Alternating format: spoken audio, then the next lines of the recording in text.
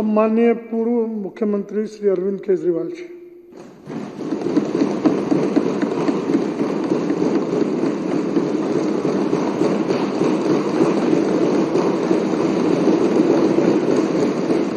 माननीय अध्यक्ष महोदय,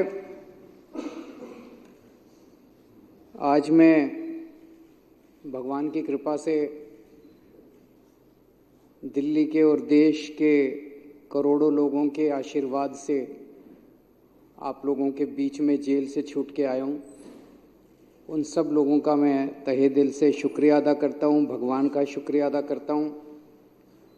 मैं हमेशा कहता हूँ, मैं जानता हूँ मेरे विपक्ष के साथी मुझे यहाँ देख के, मनीष सिसोदिया के देख के दुखी तो हो रहे होंगे। तो मैं हमेशा कहता हूँ मोदी जी बहुत ताकतवर है, बहुत ताकतवर है और अथाह पैसा है उनके पास, अथाह रिसोर्सेज हैं, पर मोदी भगवान नहीं है।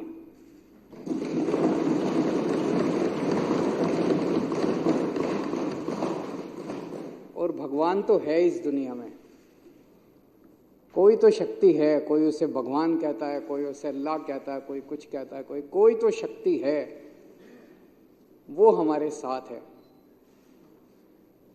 मैं माननीय सुप्रीम कोर्ट का शुक्रिया अदा करना चाहता हूं। आज हमारे देश के अंदर न्याय व्यवस्था तो है। अध्यक्ष महोदय, आज मैं मुख्यमंत्री जी के साथ सुबह एक रोड का इंस्पेक्शन करने गया था। दिल्ली यूनिवर्सिटी में सड़कें बहुत शानदार हुआ करती थी। मेरे पास जेल से छूटने के बाद कुछ लोग आए, उन्होंने बताया कि दिल्ली यूनिवर्सिटी की सड़कें ख़राब हो गई हैं। मैं आज रोड इंस्पेक्शन करने गया था और बहुत बुरा हाल था सड़कों का। तो मैंने मुख्यमंत्री जी को कहा कि इनको तुरंत ठीक करवाया जाए। उन्होंने आदेश दिए हैं और मैं उम्मीद करता हूं कि उस सड़क को जल्द ठीक करवाया जाएगा। हैं जी, आप तो मालिक हैं साहब, देखिए आप तो देश के मालिक हैं। मैं 3-4 दिन पहले एक भाजपा के बड़े नेता से मिला। मैंने उससे पूछा, मैंने कहा मुझे गिरफ्तार करके क्या मिला आपको, कुछ फायदा हुआ? बोले आपके पीछे से हमने पूरी दिल्ली सरकार डिरेल कर दी, हमने आपके पीछे से दिल्ली ठप कर दी। बड़ा खुश हो रहा था। मुझे बड़ा दुख हुआ सुन के, आक्रोश भी हुआ और स्तब्ध रह गया मैं। देश की राजधानी के 2 करोड़ लोगों की जिंदगी खराब करके उनको खुशी हो रही है। ऐसी कैसी पार्टी हो सकती है, ऐसे कैसे नेता हो सकते हैं जो दिल्ली ठप करके, दिल्ली के 2 करोड़ लोगों की जिंदगी खराब करके, परेशान करके, और वो खुश हो रहे हैं? क्या इतनी राजनीति इस स्तर पे गिर सकती है कि वोट लेने के लिए उनका मकसद क्या? उनका मकसद था कि हमारे को बदनाम करना, आम आदमी पार्टी की सरकार को बदनाम करना, ताकि उनको वोट मिल जाए। नॉर्मल वो देख चुके 3 चुनाव से लगातार, 3 क्या, ये तो 25-27 साल से, 97 से बाहर हैं, तो 23 और 4 27 साल से वनवास है। 27 साल से इनको दिल्ली की जनता वोट नहीं दे रही। अब ये दिल्ली की जनता को परेशान करके वोट लेना चाहते हैं। अरे आपके पास तो केंद्र सरकार है यार, केंद्र सरकार के पास अथाह पैसा है। केजरीवाल 500 मोहल्ला क्लिनिक बनाता है, आप 5000 मोहल्ला क्लिनिक बनाओ ना दिल्ली में, कौन मना कर रहा है? ये मनीष सिसोदिया ने 700 स्कूल बनाए, आप 7000 स्कूल बनाओ ना दिल्ली में, कोई हमको पूछेगा ही नहीं। आज 500 मोहल्ला क्लिनिक अगर मैंने बनाए, आप उन 500 मोहल्ला क्लिनिक की दवाइयां बंद करके केजरीवाल को बदनाम करके वोट लेना चाहते हो, ये गलत बात है। ये जनता भी देख रही है, सब साफ हो जाता है जनता के सामने। आपको लगता है आप ही होशियार हो, जनता बड़ी सियानी है। जनता देखती है, जनता चुप रहती है। वोट वाले दिन जब बटन दबाने जाती है तब जनता अपना गुस्सा जाए। 1 मिनट भाई साहब, मैंने बीच में नहीं बोला जब आप लोग बोल रहे थे, अब आप भी जरा सुन लीजिए, फिर उसके बाद आप बोल लेना।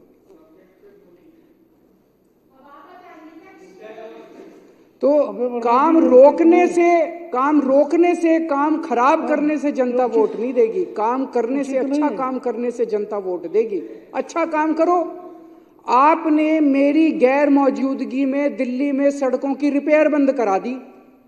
मेरी गैर मौजूदगी में आप दिल्ली की सारी सड़कें बनवा देते, कहते ही जे केजरीवाल जेल में बैठा है, हम बनवा रहे हैं सड़क, देखो आप जीत ना जाते तो। बाहर निकल के मैं किस बात पे वोट मांगता? आज मैं वोट मांगूंगा, केजरीवाल आ गया, अब तुम्हारी सड़कें रिपेयर कराऊंगा मैं। ले आते 5,000 करोड़ रुपए मोदी जी से, केंद्र सरकार से, सारा पैसा तो आपके पास है। 5,000 करोड़ रुपए में नई नई सड़कें बनवा देते, सारी एमसीडी की सड़कें रिपेयर करा देते, सारी दिल्ली सरकार की रिपेयर करा देते। हमारे पास कुछ काम ही नहीं बचता, आप ही आप होते। लेकिन आपकी तो पूरी की पूरी मेंटालिटी नेगेटिव है। इसके काम रोको, इसको ईडी भेज दो, इसको सीबीआई भेज दो, इसको जेल भेज दो। अरे कभी कभी थोड़ा भगवान के सामने बैठ के हाथ जोड़ के शांति से भी सोचा करो। हमें बस इन्होंने बस मार्शल लटा दिए मेरे पीछे से, बताओ कोई अच्छी काम करा? वो बस मार्शल आते हैं, बेचारे गरीब परिवारों से आते हैं। बस मार्शल की नौकरी कौन करता है? कोई अमीर आदमी, आपके बच्चे तो करते नहीं बस मार्शल की नौकरी। वो तो बेचारे गांव के, हमारे दिल्ली देहात के बच्चे जो हैं, गरीबों के बच्चे हैं, वही करते हैं बस मार्शल की नौकरी। और बसों में जाके देखो, महिलाएं जो इतने गुणगान किया करती थी कि अब हमारे को सुरक्षा महसूस होती है, अब वो फिर से उसी हालत में हो गई महिलाएं। बुजुर्गों की पेंशन बंद कर दी। उनके दिल से, उनकी आत्मा से आपके लिए क्या निकलेगा? बद्दुआ ही निकलेगी, बद्दुआ ही निकलेगी। अब केजरीवाल जब उनकी पेंशन चालू कराएगा, हमारे लिए आशीर्वाद निकलेगा। तीर्थ यात्रा बंद कर दी, बताओ, तीर्थ यात्रा बंद कर दी। हम बुजुर्गों को रामेश्वरम ले जाते थे, पुरी ले जाते थे, शिरडी बाबा ले जाते थे, हरिद्वार ऋषिकेश ले जाते थे, वैष्णो देवी ले जाते थे, कितनी जगह ले जाते थे। उनकी तीर्थ यात्रा बंद कर दी आप लोगों ने। यार आप खुद भी होके आओ थोड़ा तीर्थ यात्रा, थोड़ी मन को शांति। मेरी अध्यक्ष महोदय से निवेदन है, विपक्ष के साथियों के लिए तीर्थ यात्रा का आयोजन करें। उनको थोड़ी, अभी जैसे सौरभ बता रहा था, पेड़ काट दिए हमारे पीछे से। मैं जब जेल गया, इन्होंने पीछे से पेड़ काट दिए, बताओ दिल्ली के प्रदूषण। तो दिल्ली की जनता के मन में दो चीजें हैं, दो बातें हैं। एक, केजरीवाल कट्टर ईमानदार है, केजरीवाल कुछ भी हो सकता है, बेईमान नहीं हो सकता। और दूसरा, केजरीवाल काम करता है, जनता के लिए काम करता है। ये दो बातें दिल्ली की जनता के मन में हैं। ये उन दोनों बातों पे चोट करना चाहते थे। ये केजरीवाल को बेईमान साबित करना चाहते थे और ये दिखाना चाहते थे भाई केजरीवाल के सारे काम ठप हो गए। उन दोनों बातों पे चोट किया। फर्जी केस कर दिया मेरे ऊपर, केस करके मनीष को जेल में डाल दिया, सतिंदर जैन को जेल में डाल दिया, मेरे को जेल में डाल दिया, संजय सिंह को जेल में डाल दिया, विभव को जेल में डाल दिया, विजय नायर को जेल में डाल, सबको जेल में डाल दिया।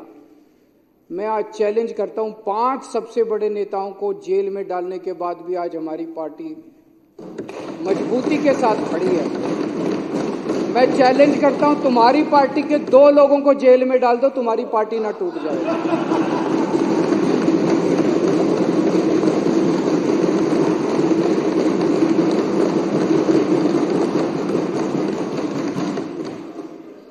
और इन्होंने ऐसा कानून लगाया मेरे ऊपर जिसमें बेल भी नहीं मिलती। ऐसा कानून, इतना सख्त कानून लगाया, बेल भी नहीं। उसके बावजूद माननीय सुप्रीम कोर्ट ने मुझे बेल दे दी, मनीष सिसोदिया जी को बेल दे दी और आज हम यहां बैठे हैं। जब मैं जेल से निकला, मैंने इस्तीफा दे दिया। किसी ने मांगा नहीं था, मैंने खुद ब खुद इस्तीफा दे दिया। और मैंने दिल्ली की जनता को बोला है, अगर आपको लगता है केजरीवाल ईमानदार है तो मेरे को वोट देना, वरना वोट मत देना। मैं दिल्ली में घूम रहा हूं अध्यक्ष महोदय, एक बच्चा, एक आदमी, इनके कट्टर बीजेपी वाले, आरएसएस वाले भी ये नहीं कहते कि केजरीवाल बेईमान है, कोई नहीं कहता। तो इनके सारे हथकंडे फेल हो गए केजरीवाल को बेईमान साबित करने के लिए। दूसरा ये साबित करना चाहते थे केजरीवाल के काम ठप हो गए। मैं दिल्ली की जनता को कहना चाहता हूं, आपका बेटा आ गया, आपका भाई आ गया। इन्होंने जितने काम ठप करे हैं सारे काम दोबारा शुरू कराऊंगा, एक एक काम शुरू कराऊंगा, जो करना पड़ेगा वो करूंगा, जैसे करना पड़ेगा करूंगा। दिल्ली की जनता को परेशान नहीं होने दूंगा, मैं काम ठप नहीं होने दूंगा। लोग कहते हैं जेल जाने से नुकसान हुआ, जरूर हुआ, मैं मानता हूं जेल जाने से बहुत नुकसान हुआ, पर केजरीवाल का नुकसान नहीं हुआ, मनीष सिसोदिया का नुकसान नहीं हुआ, दिल्ली के 2 करोड़ लोगों का नुकसान हुआ। आज जब घर से निकलते हैं अपनी गाड़ी लेके या कैसे भी, वो टूटी हुई सड़कों के ऊपर उनकी गाड़ी ऊपर नीचे होती है, प्रदूषण होता है उसकी वजह से। आज जगह जगह सीवर ओवरफ्लो कर रहे हैं, बस मार्शल हटा दिए इन लोगों ने।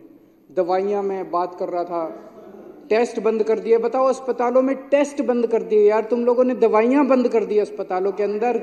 ये सब ठीक नहीं है, ये सब ठीक नहीं है, अच्छी बात नहीं है। थोड़ा भगवान से डरो। अभिमान, किस रावण का भी अभिमान नहीं टिका था। मैंने अंदर गीता और रामायण बहुत पढ़ी और उसी का मैं आपसे हाथ जोड़ के पूरी विनम्रता से कह रहा हूं, अभिमान मत करो, अहंकार मत करो। अहंकार टिकता नहीं है, किसी का नहीं टिकता। इतिहास में किसी का अहंकार नहीं टिका। आप भी थोड़ा भगवान से डरो। अब चुनाव में जनता जवाब देगी कि केजरीवाल चोर है या केजरीवाल को जेल में भेजने वाले चोर हैं। जनता जवाब देगी कि जनता को काम रोकने वाले पसंद हैं कि काम करने वाला पसंद है। और अध्यक्ष महोदय, जब इतिहास लिखा जाएगा तब ये लिखा जाएगा कि एक मनीष सिसोदिया था जिसने दिल्ली के स्कूल बंद करे, उसको जेल में डाल दिया। जिसने दिल्ली के स्कूल चालू करे और स्कूल अच्छे करे, उसको जेल में डाल दिया। एक सतिंदर जैन था जिसने दिल्ली वालों की बिजली मुफ्त करी, दिल्ली वालों के लिए मोहल्ला क्लिनिक बनाए, दवाइयाँ मुफ्त करी, उसको जेल में डाल दिया, उसके काम रोक दिए। और एक बीजेपी थी जिन्होंने सारे काम रोक दिए। जब इतिहास लिखा जाएगा तो बीजेपी के भी कारनामे लिखे जाएंगे, मनीष सिसोदिया के भी, अरविंद केजरीवाल के भी और सत्येंद्र जी। अध्यक्ष जी, जेल से निकलने के बाद मैंने इस्तीफा दे दिया।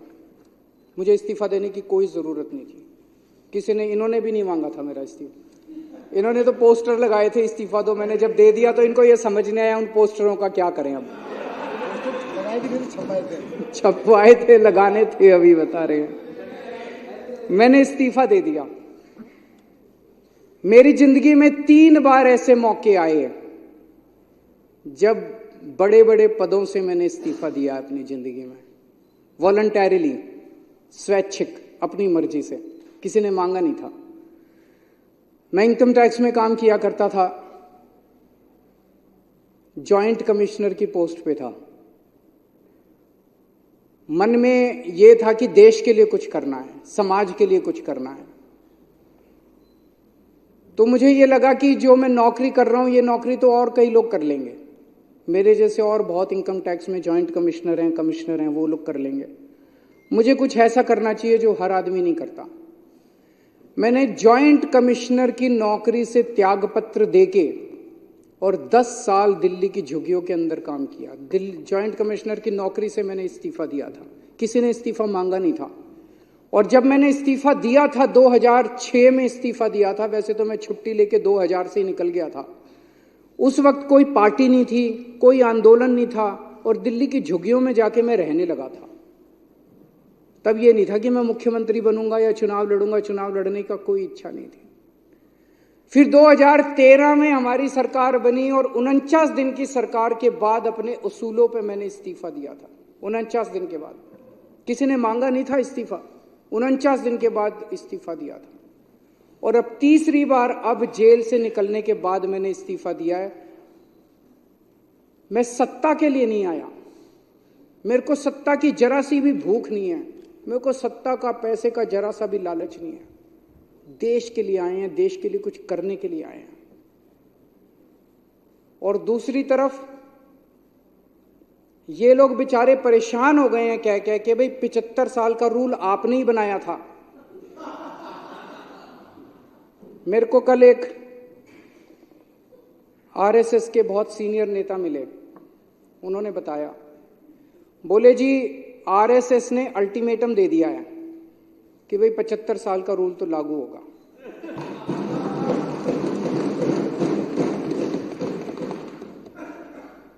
लेकिन वो मान नहीं रहे, कह रहे हैं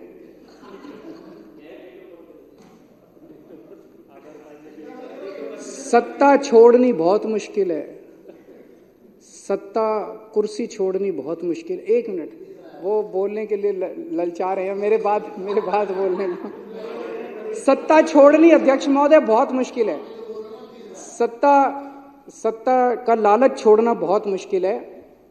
खुद ही रूल बनाया, उस रूल के तहत सबसे पहले आडवाणी जी का इस्तीफा लिया, मुरली मनोहर जोशी जी का इस्तीफा लिया, सुमित्रा महाजन जी का इस्तीफा लिया, बीसी खंडूरी जी का इस्तीफा लिया, कलराज मिश्र का इस्तीफा लिया, आनंदीबेन पटेल का इस्तीफा लिया, शांता कुमार जी का इस्तीफा लिया, करिया मुंडा जी का इस्तीफा लिया, हुकुमदेव नारायण जी का इस्तीफा लिया, नजमा हेतुल्ला जी का इस्तीफा लिया, भगत सिंह कोश्यारी जी का इस्तीफा, और भी बहुत है, मेरे पास तो थोड़े ही नाम है।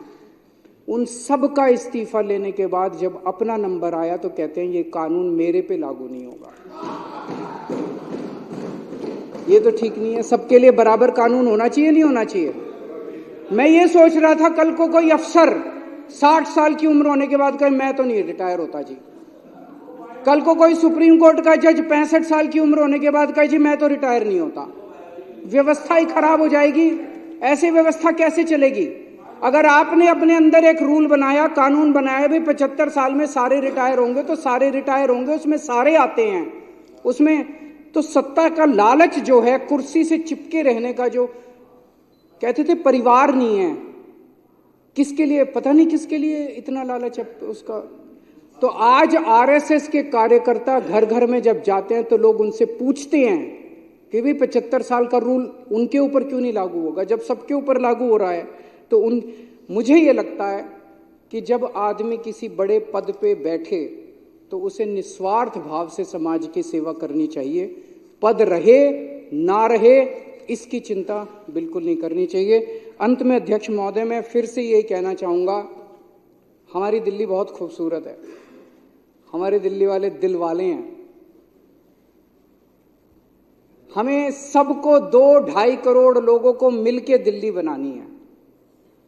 इसमें हर हिंदू, मुस्लिम, सिख, ईसाई सबको मिलके दिल्ली बनानी है। इसमें ब्राह्मण, यादव, जाटव, दलित, बनिए सबको मिलके बनानी है। इसमें बीजेपी वाले, कांग्रेस वाले, आम आदमी पार्टी, हम सबको मिलके बनानी है। इसमें ये काम रोकना, काम बंद करना, ये अच्छी बात नहीं है। मैं अपने सभी विपक्ष के साथियों से भी निवेदन करता हूं कि चुनाव के टाइम में चुनाव लड़ेंगे, चुनाव के बाद हमें सबको मिलके काम करना है। थैंक यू अध्यक्ष।